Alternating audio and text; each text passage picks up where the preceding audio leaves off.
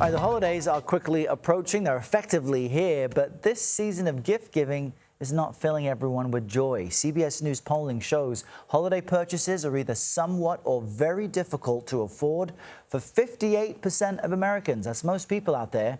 And nearly half of these respondents also say they're stressed about the holiday season. Let's bring in Lori Bettinger now. She is the president of BancAlliance, a network of community banks, and she was also the director of the Troubled Asset Relief Program under President Obama. Good morning, Lori. So folks out there are stressed right now. I think that's very relatable. But yesterday's CPI report shows inflation is elevated, but it's slowing. Why don't any of us feel that yet?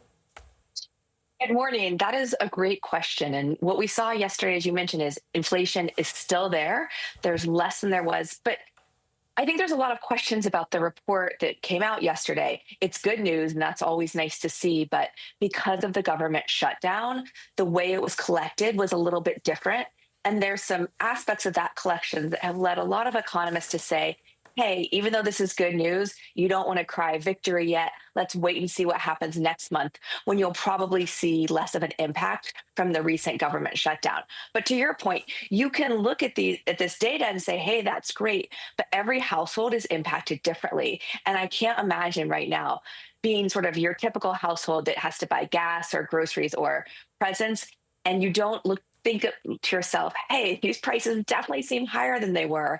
I think we're just seeing these higher prices for goods or services everywhere, sort of no matter what the data says. And even though it's difficult or challenging and people are stressed about their holiday purchases, they're still spending. And the National Retail Federation says, in fact, a record number of people are expected to shop in stores and online tomorrow specifically. How do we make sense of that, the pressure people are under and the stress and the fact that they're still swiping the credit cards anyway?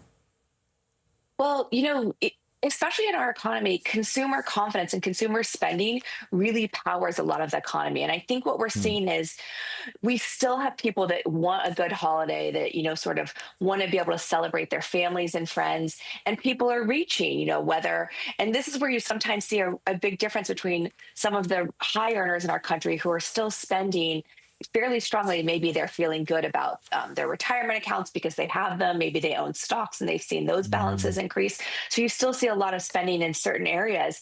And then I think for other families who feel sort of much more impacted by this inflation and, their budget feels really tight, I think people are just being more selective in what they purchase, really looking for sales. But, I think for our economy, seeing this continued confidence and willingness to spend is something that keeps the economy, going.